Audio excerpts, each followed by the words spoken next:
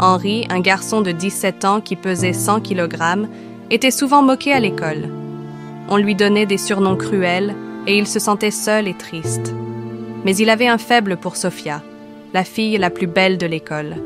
Il ne pensait jamais qu'elle le remarquerait. Un jour, Sofia l'invita à une fête chez elle. Henri était très excité, pensant que c'était sa chance. Il loua un costume chic, emprunta une voiture de luxe et acheta des cadeaux coûteux pour Sofia en empruntant de l'argent à ses amis. Il voulait l'impressionner. Quand il arriva à la fête, il était nerveux, mais heureux. Il donna les cadeaux à Sofia, mais elle se mit à rire avec ses amis. Puis elle dit devant tout le monde: « C'était un pari. Je voulais voir si je pouvais sortir avec le garçon le plus moche de l'école. » Toute la salle éclata de rire. Henri, humilié, quitta la fête en courant. À la maison, Henri pleura et vit des vidéos de l'humiliation sur les réseaux sociaux. Il se sentit brisé, mais aussi rempli de colère. « Je vais me venger », murmura-t-il. Après 2 semaines de solitude, Henri retourna à l'école en portant un masque pour cacher son visage. Mais les moqueries continuèrent.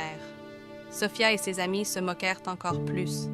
Quand une fille appelée Émilie, qui était calme et gentille, vit cela, elle intervint pour défendre Henri. Émilie, dont la mère travaillait comme employée de maison chez Sofia, savait ce que c'était d'être maltraitée. Mais Sofia la ridiculisa devant tout le monde, révélant que sa mère était femme de ménage. Émilie était gênée, mais Henri la remercia pour son courage et lui proposa son amitié. En rentrant chez elle, Émilie trouva sa mère en train de nettoyer un sol inondé d'eau que Sofia avait jeté partout pour se venger. Sofia continua de les humilier, mais Émilie et Henri décidèrent qu'ils ne laisseraient plus cela se produire.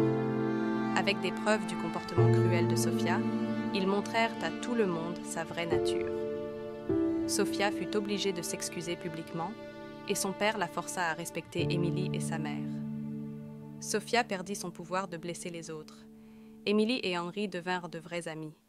Et Henri apprit qu'il était possible de transformer la douleur en justice sans chercher à se venger.